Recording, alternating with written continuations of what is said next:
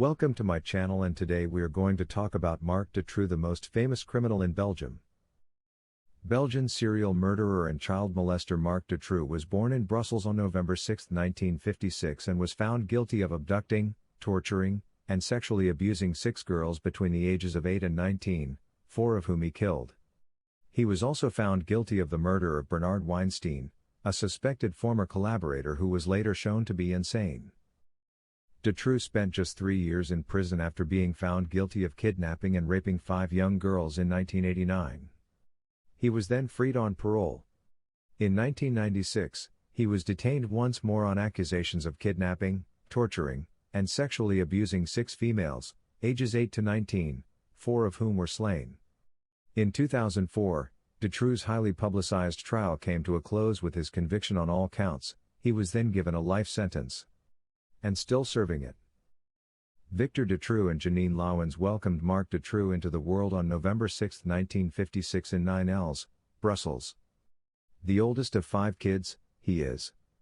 Dutroux spent a portion of his early years in Burundi, which was formerly a part of the Belgian Congo, where his father held a teaching position.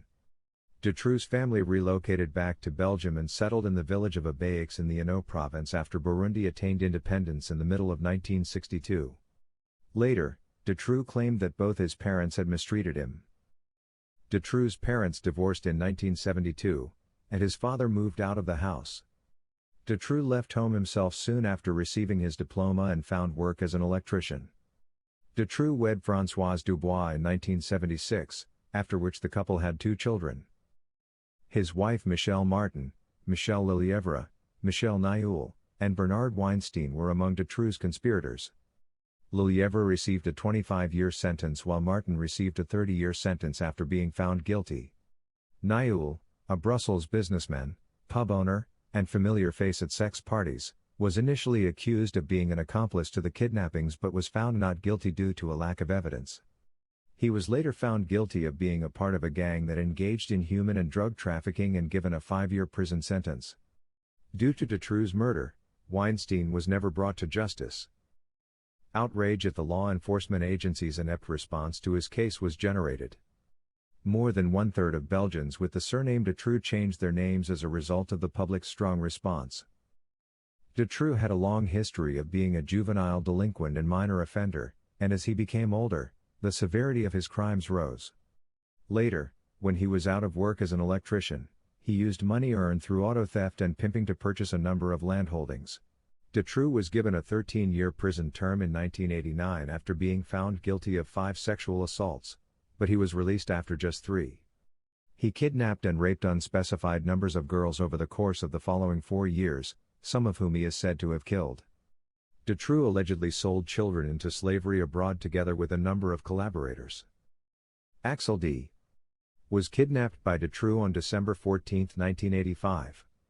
She informed the police during her evidence that Dutroux's accomplice Petegum had informed her that he was part of a gang with an Italian and a crazy stupid one as its bosses. Jean van Petegum acknowledged taking part in the kidnapping. He claimed that he, together with Marc Dutroux and Michelle Martin, had kidnapped Axel D. After being released from the service and experiencing a failed marriage, he had been living with Dutroux. 2 Molenwol's girls were Petegum and Dutroux's first victims, he revealed to the police. Police were never able to find these 2 victims.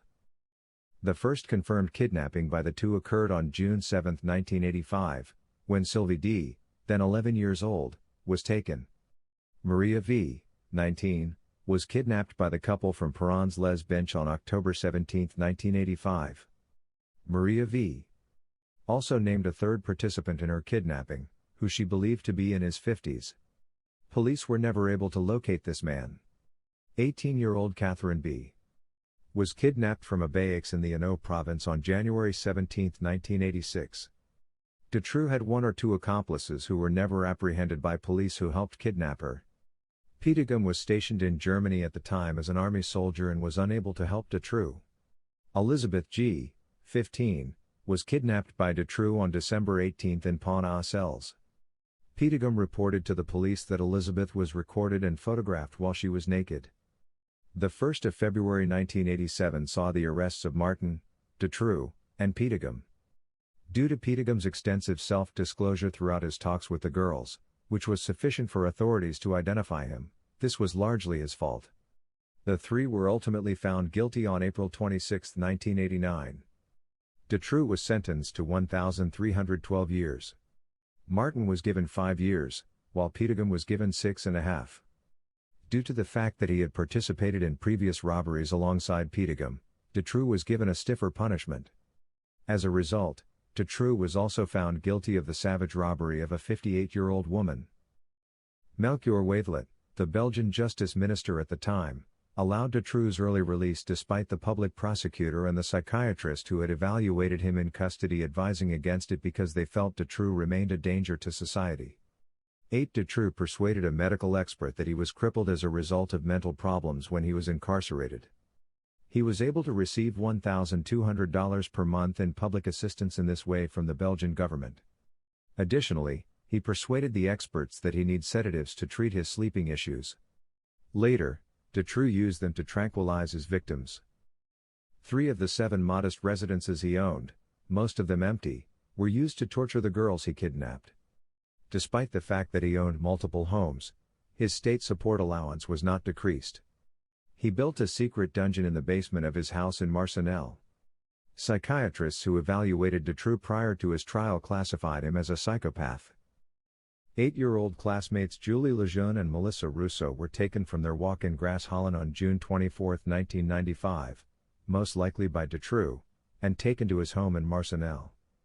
Dutroux kept them confined in the lair he had built, repeatedly sexually assaulted them, and documented the abuse in child pornographic recordings. Anne Marchal and Aphia Lambrex, 2 teenage girls from Hasselt 15, were abducted by Dutroux and his accomplice Michel Lelièvre in the early hours of August 23 in Ostend while they were returning to their vacation house in Wessend after a night out in Blankenberge. Lambrex and Marchal were imprisoned in chains in a bedroom while Lejeune and Rousseau were already in the dungeon. Martin claims that Lambrex and Marchal were drugged and brought to Jumet in September. There, they were murdered by being buried alive by Dutroux and his helper Bernard Weinstein. Lejeune and Rousseau were still alive at the home when Dutroux was apprehended in December 1995, according to Dutroux and Martin, and Dutroux had instructed Martin to provide the girls fresh food and drink whenever they ran out in the dungeon. When asked why she didn't feed them, Martin later claimed she was too scared to enter the dungeon. Rousseau and Lejeune finally perished from starvation.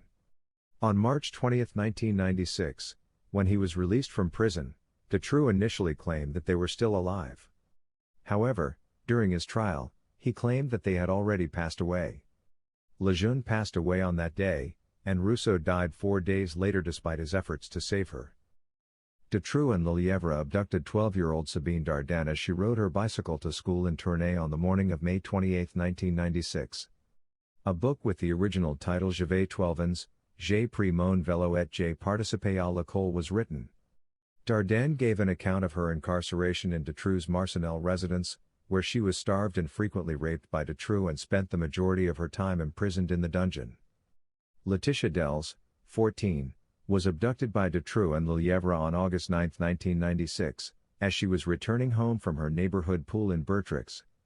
An eyewitness saw Dutroux's van, gave it a detailed description, and recognized a portion of the license plate. Dutroux, Martin, and Lelièvre were detained on August 13, 1996.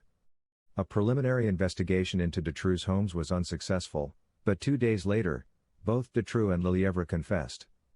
The girls were freed later that day after Dutroux led the police to the underground dungeon where Dardenne and Dels were held captive. As a result of Dutroux's assistance, the bodies of Lejeune, Rousseau, and Weinstein were discovered and exhumed on August 17, 1996, at his home in Sars-la-Bizière. The bodies of Marchal and Lambrex were discovered and dug up in Jumet on September 3. In addition to a sizable quantity of homemade sex films that Dutroux had produced with Martin, hundreds of commercial adult pornographic videos were also found on his properties. In a subsequent interview, Ms. Dardenne recalled that Dutroux had informed her that the gang was preparing to kill her since her parents refused to pay the ransom. Dutroux had claimed that she was being held captive by a gang. He claimed to be defending her from the gang and to be the good guy. He allowed her to write her family letters, which he read but never shared. In Sars-la-Bizière, Hainaut, Dutroux took police to another one of his residences on August 17. Along with Dutroux's alleged collaborator Bernard Weinstein, the bodies of Julie Lejeune and Melissa Russo were discovered in the yard. According to an autopsy, the two girls starved to death. Dutroux drugged Weinstein before burying him alive after crushing his testicles until he revealed a money-hiding location. Due to Weinstein's failure to feed the girls while Dutroux was in detention, Dutroux claimed to have killed him, according to the police. Finally, Dutroux provided the location of an Marchal and Aphia Lambrec's bodies to the police. On September 3, 1996, they were discovered near Jumet, Hainaut, buried behind a hut close to Dutroux's home. Different aspects of the case received criticism from the public. The two searches of Dutroux's home on December 13 and 19, 1995, which were connected to his auto theft accusation, are perhaps the most notable. Julie Lejeune and Melissa Russo were still alive in the underground dungeon during this time, but they were not discovered. Police examining the home lacked any canines or specialized equipment that would have uncovered the girls' presence because the search was unrelated to kidnapping allegations. However, one of the officers overheard kids weeping. Early indications of Dutroux's intentions were given, but not all of them were effectively followed up on. Dutroux told the police informant that he was building a jail in his basement and had given him money in exchange for ladies. His mother also allegedly accused him of imprisoning young women in his homes in a second letter to the police. Belgians were enraged and frustrated in large numbers as a result of the investigation's general slowness and police mistakes. The popular investigating judge in charge of the case was sacked after taking part in a dinner fundraiser hosted by the parents of the victims, which is when this rage reached its zenith. His firing sparked a 300,000-person White March protest march on Brussels' city centre in October 1996, where demands for changes to Belgium's justice and police systems were raised. In April 1998, the populace once again became outraged. Dutroux managed to overpower one of his guards while being transported to a courthouse without handcuffs, steal his gun, and flee. A few hours later, he was apprehended. As a result, the police head, the Interior Minister, and the Justice Minister all quit. Dutroux was given a 5-year term in 2000 for threatening a police officer while making his getaway. He was given a second 5-year sentence in 2002 for unrelated offenses. Dutroux was put on trial for the murders of an Marchal, Aphia Lambrec's, and a possible collaborator, Bernard Weinstein. He acknowledged the kidnappings but denied all 3 murders, despite having already admitted to killing Weinstein. In addition, Dutroux was accused of numerous additional crimes, including auto theft, kidnapping, attempted murder and attempted kidnapping, molestation, and 3 separate rapes of Slovakian women. Dutroux could have received a life sentence if found guilty. On June 22, Dutroux was given the maximum penalty of life in jail, while Martin and Lelièvre each received a sentence of 30 years. Naoul received a 5-year sentence after being found guilty of drug-related offenses, although being cleared of kidnapping and conspiracy allegations. Around 2,000 people protested against Martin's potential early release from prison on August 19, 2012, in Brussels. After serving 16 years of her sentence, she was granted parole and released into the care of the Poor Clares at Milan. Despite the fact that she was not a community member, she was granted shelter. The sisters have stated that they are not her guardians and that they only provided sanctuary if she did not break the terms of her parole. She was forced to find new housing after the convent was sold since she couldn't afford to return to jail. She currently resides in a renovated farmhouse owned by a former judge. Dutroux asked the court in Brussels for an early release from prison on February 4, 2013. He argued that he was no longer dangerous and requested to be released from custody and placed under house arrest with an ankle bracelet. On February 18, the court rejected his application. In the moment, Dutroux is detained in solitary confinement in the Nivelles jail. Let's hope this monster never gets out of prison. Thank you for watching and don't forget to subscribe.